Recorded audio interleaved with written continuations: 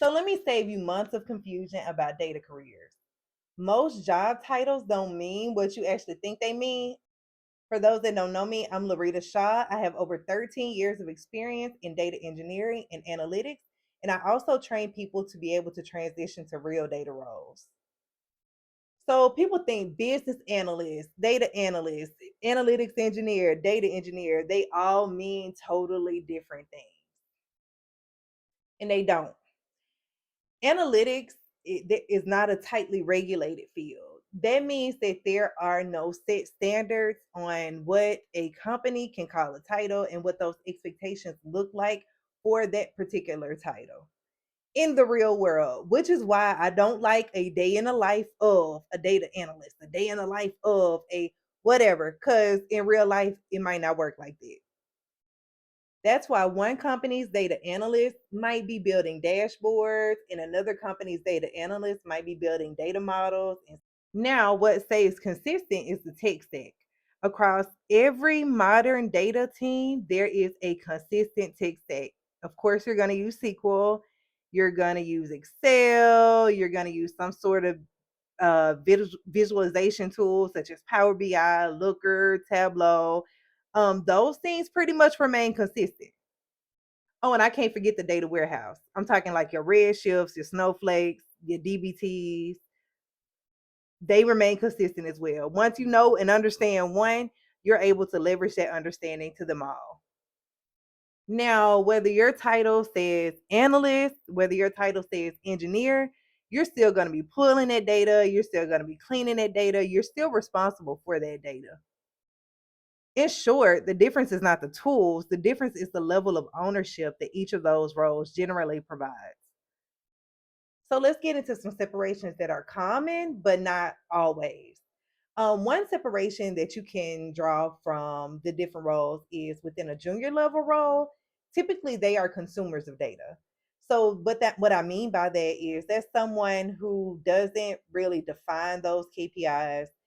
They really don't have a lot of baseline weight in what those numbers actually mean. The questions that they're answering are typically already defined for them. So here's where things typically get divided, not all the time, but some of the time. So, for example, junior level or entry level people that are in the space of data typically are consumers of data. And what I mean by that is they come in with the expectation of those questions already defined. How many customers did this? What was our most traffic for this period of time? Or whatever the question is that they're trying to define, that's typically how junior levels coexist within a space. Not all the time, but some of the time. Now, when you get into senior level roles, senior level opens up the door for more ownership of that data. Who defined that KPI? What does the KPI actually mean? What's the business metric? What's the goal of this? Who's using this? Those are the kind of questions and expectations that someone has from someone who comes in on a senior level. It's more ownership, it's more accountability, and it's more risk.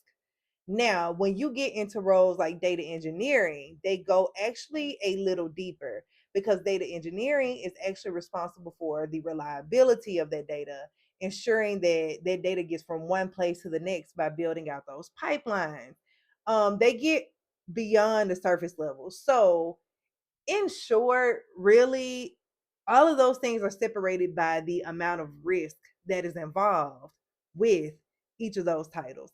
A data engineer role is a lot more riskier than a data analyst or an entry level data analyst because they have more responsibility.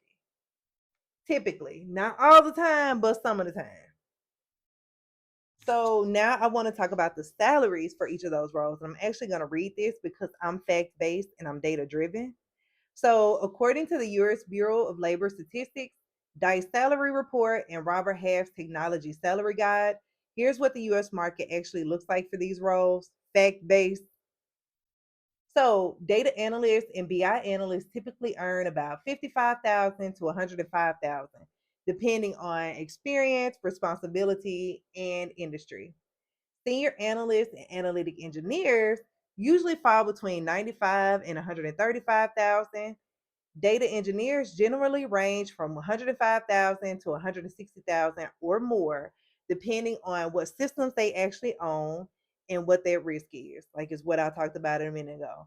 So these are fact-based numbers by reputable sites, and I highly encourage you, if you are integrating into the space and you're interviewing, to use data to negotiate the salary range that you're willing to prefer when you get your role. Don't get crazy. Go by data. And if you're already in a data industry and you feel like that, like your title doesn't really match your task, that's how data set up. I've been a data analyst functioning as an analytics engineer, or really a data engineer. I've been a business analyst functioning as a data analyst. That's how it is over here because the field is new. It's new in the grand scheme of things, and it's not tightly regulated. So therefore, it can vary by industry, it can vary by organization, and it can even vary by team. And I'm gonna be honest, companies don't pay for titles. Like a lot of times the value in your salary comes from the risk or the amount of ownership or the type of projects that you touch. For example, if you're on projects that impact like revenue, if you're on a project that makes the business money, you have a little bit more wiggle room to move around with your salary and your money as opposed to being on projects or in roles that cost money.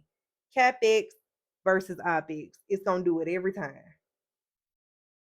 So I encourage you, instead of like seeking out explicit titles, seek out your comfortability in the amount of ownership that you're willing to risk within a space of data. Because with inflated titles comes responsibility, accountability, and risk. You're gonna do some work. Like you're gonna do some work. I don't really like the narrative of like, oh, it's so easy over here. No, it's not. No, it's not. You're going to do some work. You're going to have to think through things. You're going to have to solve those problems. And you're going to be accountable when or if things break. And that's just how it works. Is the pay good? Absolutely. Is it competitive? Yes. But is the work life balance good? Most of the time, but sometimes it can get weird. However, you have to take inventory of your skill set and yourself to determine what risk am I willing to take and how knowledgeable am I of these processes for real. So, bye, y'all. Hope this helps.